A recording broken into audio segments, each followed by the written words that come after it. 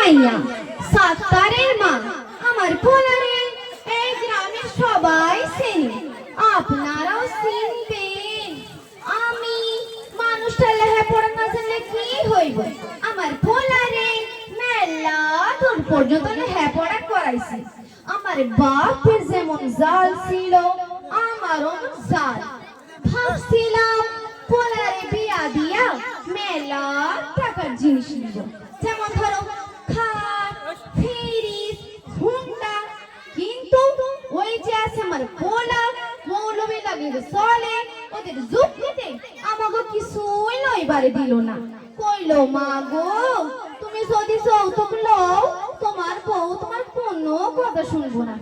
কি আর করু, পোলা যখন কইছে, কিন্তু আমিও সাইডা দেবার পাচ্ছি নই।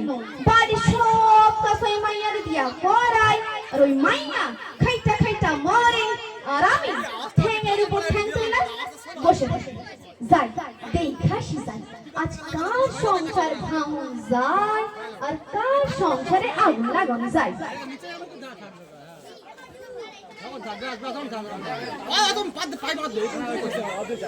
ওই তো রিঙ্কু এদিকে আইতাছে, মনটা মনে হয় খারাপ। দাঁড়া ডাক দি, রিঙ্কু ও বাবা, শুনো শুনো, মনটা খারাপ কেন? কি করব, বাড়িতেও অশান্তি। কি করব, বাড়িতেও অশান্তি। আমার বউয়ের সঙ্গে আমার মায়ের ঝগড়া হয়েছে। কি তোমার মা তোমার বউয়ের সঙ্গে ঝগড়া করছে? সি সি সি সি সি সি, আমার সোনার টুকরো বৌমাংশ, এর সাথে কি কেউ ঝগড়া করে? তোমার মা মানুষটা না জমির খারাপ। যাই তোমার মারে একটু বুঝাইয়া আসি। যাই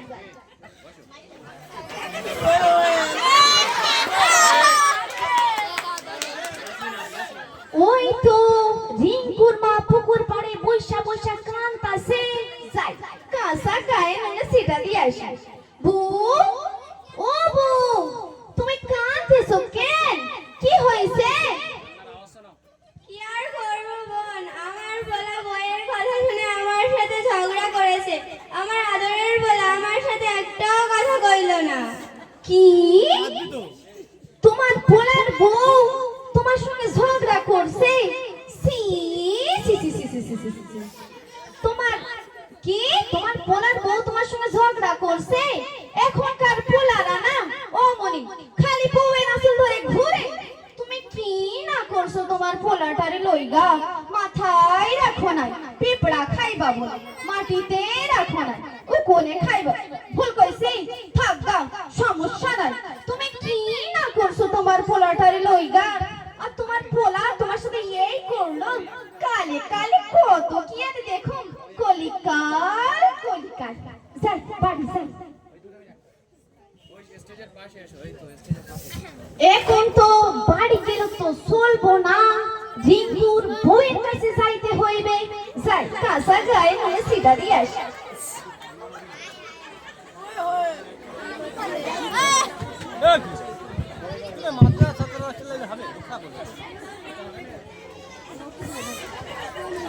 বউ ও বউ, তুমি কাঁদতেছো কেন?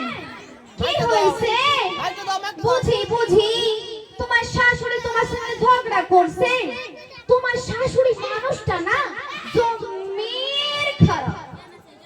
শোনো বউ, তোমার একখান বুদ্ধি দি, তুমি না তোমার বাপের বাড়ি গিয়া বসা থাকো, দেখবা তোমার শাশুড়ি একেবারে জিলিপির মতো সোজা, তারের মতো দেখা হয়েছে।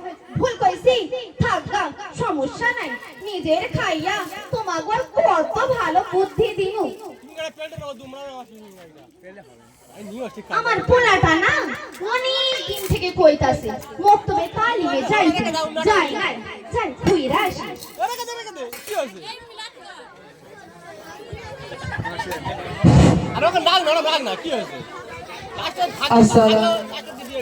ও আমার ছোট ছোট পোলা মাইয়ারা আমার আবার কি শিখাইবো, আমি কি কম জানি নাকি? আসসালামু আলাইকুম আপামু। ওয়ালাইকুম আসসালাম। কি জানি কইবা কও দেখিনি? আপামনি আপনি তো অনেক দেরি করে এসেছেন, আলোচনায় প্রায় শেষ পর্যায়ে। সূরা হুমাজায় আল্লাহ তাআলা বলেন, ধ্বংস এমন প্রত্যেক ব্যক্তির জন্য কোন মানুষ সামনে শিক্ষা দেয় এবং তাদের পিছনে গীবত করে, তাদের জন্য রয়েছে বিরাট অগ্নিশিখা। অগ্নিশিখার আগুন এতটাই উত্তাপ হবে, মাংস এবং হাড় দুটোই গলিয়ে দিতে সক্ষম হবে। আর সূরা লাহাবে আল্লাহ তাআলা বলেন, লাগানো, ভাঙানো ও চখলখড়ির কাজ করা তাদের জন্য রয়েছে খেজুরের আসর পাকানো শক্ত রশি। আর আমাদের নবী হযরত মুহাম্মদ সাল্লাল্লাহু আলাইহি ওয়াসাল্লাম বলেছেন, যে ব্যক্তি গীবত করে তার মৃত ভাইয়ের মাংস খাওয়া সমান। হরু একটা মানুষ আমাকে বিশ্বাস করে কিছু কইলো, আমি যদি সেটা কাউকে কইয়া দিই সেটা গীবত হইব? হ্যাঁ আপামনি, সেটা গীবত হইব। কি ভাইজান তুমি কি কইলা? এটা গীবত হইব? আমি তো সারা জীবন নিয়েই ঘুরে বেড়াইছি, আমার এখন কি হবে? আমি কি জান্নাত পাবো না? ও আমার সাদ্দাত, তুই বাপ কেন আমায় আগে বুঝাইলি না? তুই তো জানিস বাপ তোর মার কূটনীতির স্বভাব। আপামনি আপনি হতাশ হয়ে না, হতাশ আর নিরাশ আল্লাহ তাআলা একদম পছন্দ করে না। আপনি আল্লাহর কাছে খাসভাবে তওবা করুন এবং যাদের পিছনে গীবত করেছেন তাদের কাছে গিয়ে ক্ষমা চান, তাহলে তারা যদি ক্ষমা করে তাহলে আল্লাহ তাআলা আপনাকে ক্ষমা করবেন, তারা যদি ক্ষমা না করে তাহলে আল্লাহ তাআলা আপনাকে ক্ষমা করবেন না। তুমি সত্যি কইছো ভাইজান, আমি যাদের যাদের পিছনে গীবত করছি তাদের কাছে গিয়া ক্ষমা চাইলে আল্লাহ তাআলা আমাকে ক্ষমা করবো তো? আমাকে জান্নাত দিব তো?